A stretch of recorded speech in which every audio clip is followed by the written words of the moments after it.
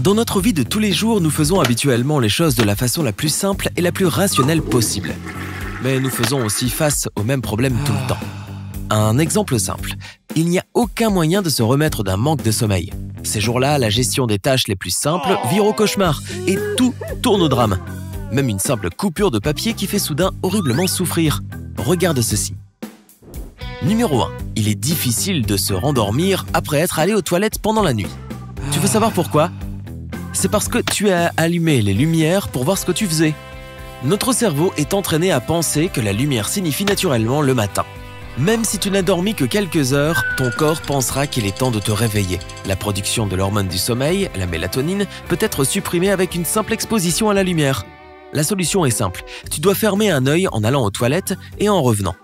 Cela ne laisse pas passer autant de lumière, ce qui fait croire à ton cerveau qu'il ne fait pas encore jour et tu peux donc continuer à dormir. Ou installe tout simplement une veilleuse dans la salle de bain. Simple, non ? Numéro 2. Trébucher sur des choses dans l'obscurité.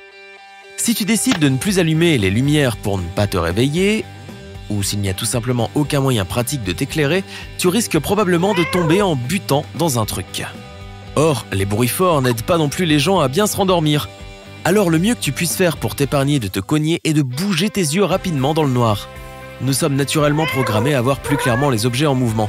Il est donc ainsi beaucoup plus facile de voir dans l'obscurité lorsque tu déplaces tes yeux d'une chose à une autre. Bien sûr, la solution la plus évidente serait d'enlever tout simplement les choses qui traînent par terre avant d'aller te coucher pour ne pas tomber dessus plus tard.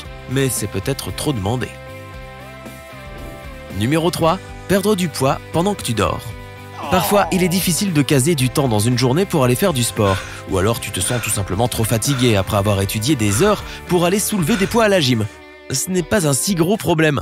Tu n'as rien à te reprocher. Une bonne alimentation et une bonne nuit de sommeil feront aussi bien l'affaire, avec même un petit bonus inattendu.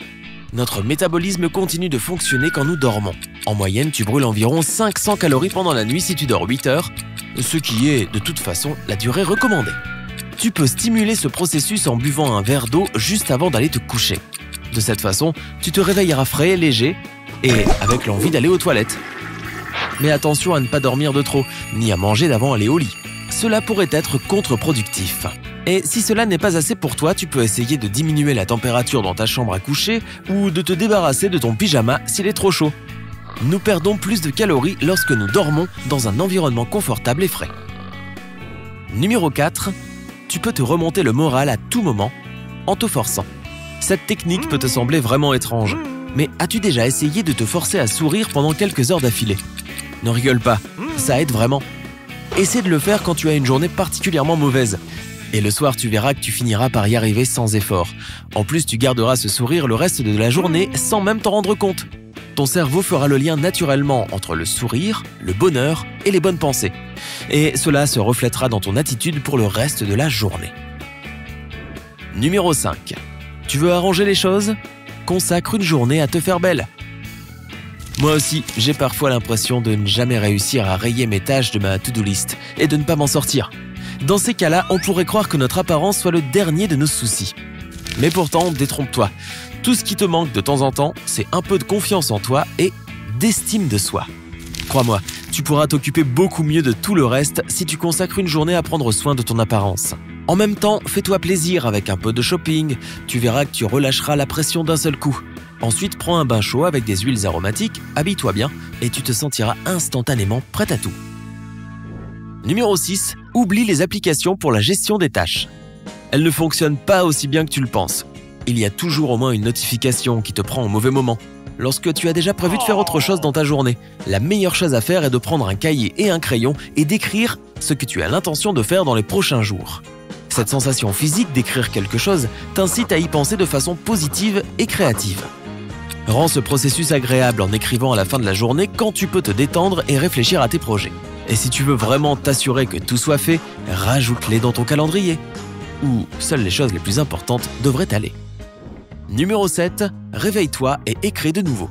Pas de café, pas de petit déjeuner, ne pense même pas à aller aux toilettes. Tout le reste peut attendre. Au lieu de cela, dès que tu te lèves, assieds-toi à ton bureau et écris sur une feuille blanche.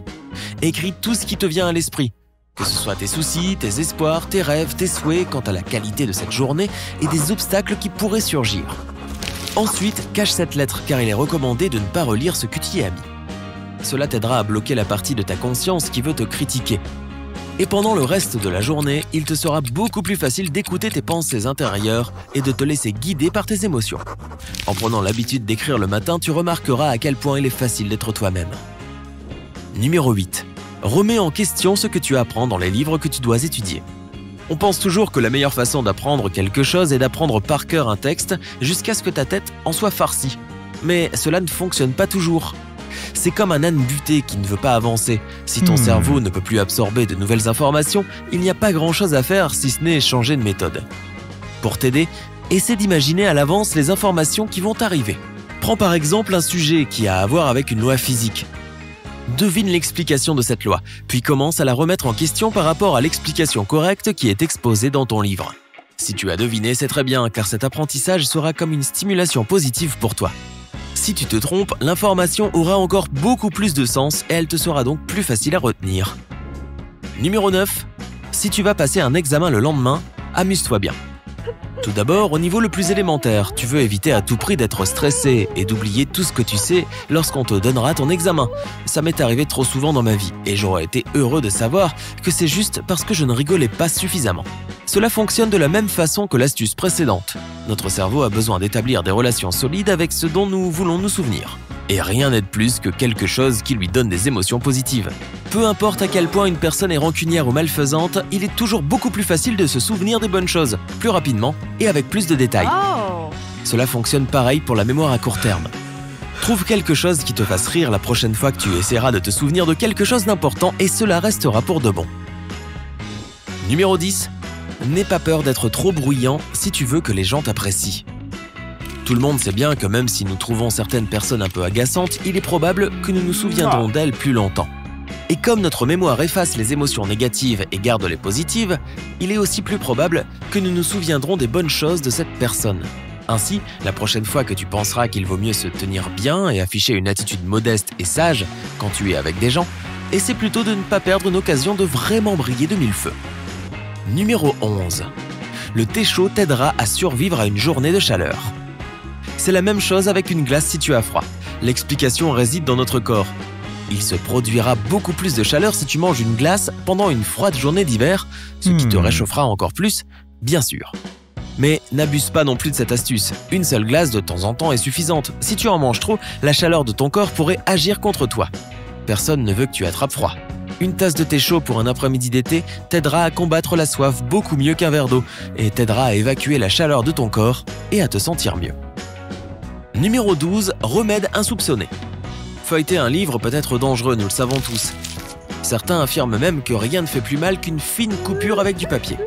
Ces gens ne sortent pas beaucoup, certes, ou du moins ils ne sont jamais allés à l'hôpital. Mais de toute façon, il existe un remède pour ce genre de coupure, et c'est le baume à lèvres.